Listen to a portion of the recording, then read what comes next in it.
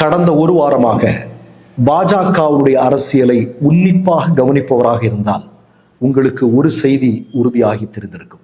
என்ன தெரியுமா? சீட்டுக்கட்டு கூடாரம் மாதிரி சரிந்து விழுந்து கொண்டிருக்கிறது பாஜக.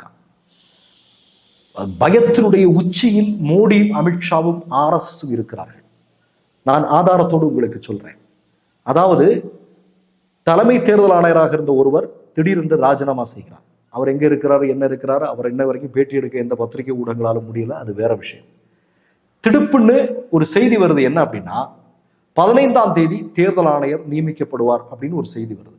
ஆனால் ஒரு தினத்திற்கு முன்னரே படபடான்னு தேர்தல் ஆணையர்கள் நியமிக்கப்படுகிறார்கள்.